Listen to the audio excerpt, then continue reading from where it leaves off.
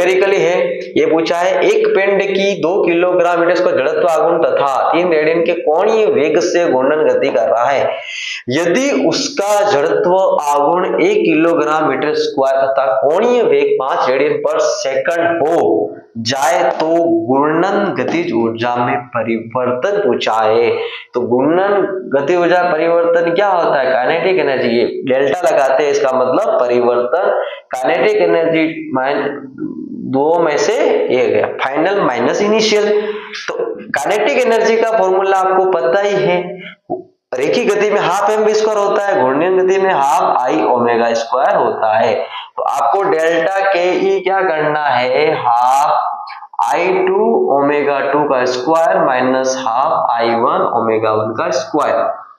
अब आप इसमें अगर आपको थोड़ा सा और अगर आपको गणितीय नॉलेज है तो हाफ कॉमन ले लेंगे, I2 omega 2 square I2 omega 2 square minus I1 omega 1 square, ताकि आपके गणित में थोड़ा सा स्टेप कम हो जाएगी।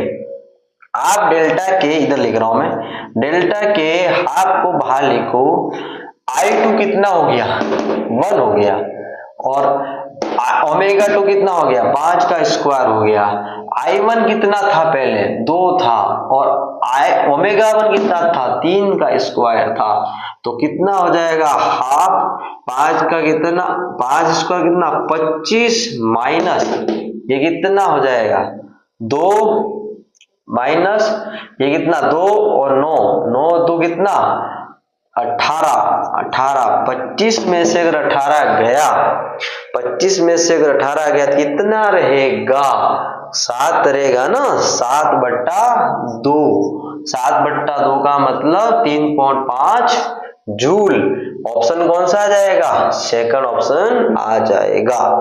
ध्यान रखना बहुत इजी क्वेश्चन है ये कितना किया आपने, I2 कितना रखा 1 बात का है, I ओमेगा 2 कितना रखा 5 माइनस I1 कितना रखा 2 ओमेगा 1 कितना रखा 3, तो कितना हो गया। अगर आपको स्टेप 9 कैसे 18 कैसे समझ में नहीं आया, मैं फिर से इधर और लिख लेता हूँ, आप बार लिखो 25 1 से गुणा किया और 2 इंटू 3 की पावर 9, तो 2 25 माइनस 9 2 18 स्टेप यहां से आई है, और 3.5 जूल आया, क्योंकि ऊर्जा क्या होती है जूल होती है, और जूल में होती है गति ऊर्जा में